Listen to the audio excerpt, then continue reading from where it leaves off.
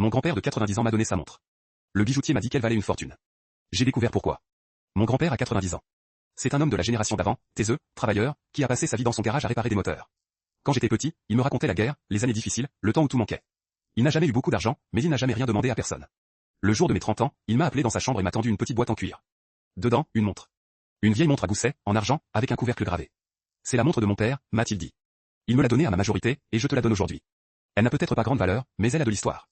J'ai pris la montre, ému. Je l'ai ouverte, le cadran était délicat, les aiguilles fines, et au dos du couvercle, une inscription gravée, à Jules, pour ses 20 ans. 1927, Jules, c'était mon arrière-grand-père, que je n'ai jamais connu. Je l'ai porté avec fierté, d'abord. Puis un jour, la montre s'est arrêtée, et je suis allé chez un horloger pour la faire réparer. Le vieux bijoutier l'a examinée, l'a retournée, a sorti sa loupe, et a poussé un petit sifflement. Vous savez ce que vous avez là, jeune homme? J'ai secoué la tête. Il a souri, c'est une montre de la maison Breguet, des années 20, en argent massif, avec un mouvement d'origine. En bon état, ça vaut dans les 10 à 15 000 euros. Je suis resté bouche bée. 10 à 15 000 euros. Mon grand-père, qui vivait avec une petite retraite, qui portait des pulls rapiécés, qui comptait ses sous, avait une montre d'une valeur énorme dans un tiroir, et il me l'avait donnée sans savoir, ou sans s'en soucier. J'ai appelé mon grand-père, tout excité, pour lui annoncer la nouvelle. Et là, il m'a dit une chose qui a tout changé, je sais ce qu'elle vaut. Je l'ai fait estimer il y a 20 ans. J'ai demandé, mais pourquoi tu ne l'as pas vendue? Tu aurais pu t'acheter plein de choses, partir en voyage, t'offrir du confort.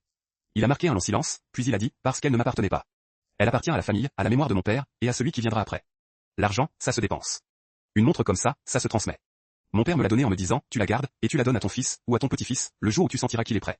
Je l'ai gardée 70 ans pour te la donner à toi. 70 ans.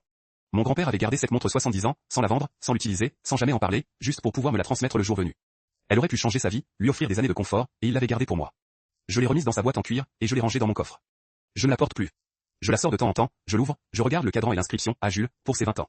1927, et je pense à mon grand-père, qui m'a donné bien plus qu'une montre, il m'a donné un héritage, une histoire, et une leçon sur ce qui compte vraiment dans la vie. Un jour, quand mon fils aura l'âge, ou que je sentirai qu'il est prêt, je la lui donnerai, avec les mêmes mots. Elle n'a peut-être pas grande valeur, mais elle a de l'histoire.